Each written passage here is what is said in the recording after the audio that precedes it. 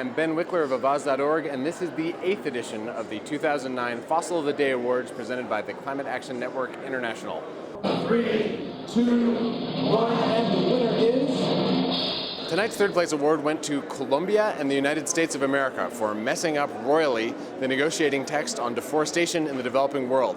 It's a process known as RED with 2 Ds, reducing emissions from deforestation and degradation.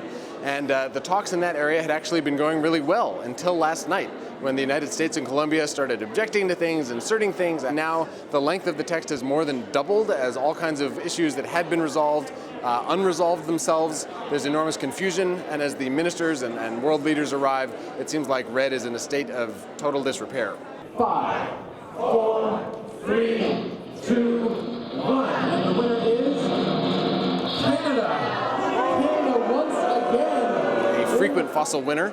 Canada won for the leak of documents that showed that the Canadian government had been lying to its citizens and the whole world. Canada has promised to reduce its emissions to 3% below 1990 levels. According to these documents, Canada's actual intentions are nothing of the sort. The government plans to allow emissions to rise by 37% from current levels by 2020. It's a terrible, terrible plan. It's much, much softer on big polluters like the tar sands, and the government has been totally dishonest about it. The leak wins Canada its second place win tonight. 3, 2, 1, and the first place fossil goes to the United States of America.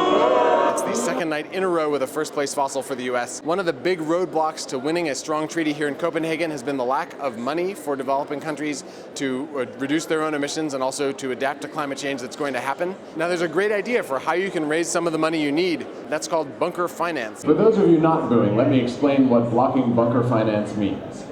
The idea is that you'd raise the revenue from a tax or a surcharge on international shipping and aviation. Those two things are causing a huge rise in carbon emissions, and if you put a tax like this in place, not only would it raise the money, but it would also reduce the amount of emissions from those things. The United States, surprise, surprise, emerged as the only developed country in the world blocking a bunker finance arrangement.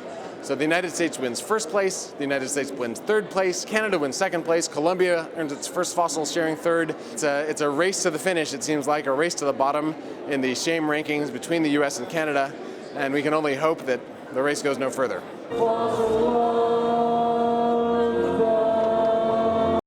Somehow, things are getting dirty.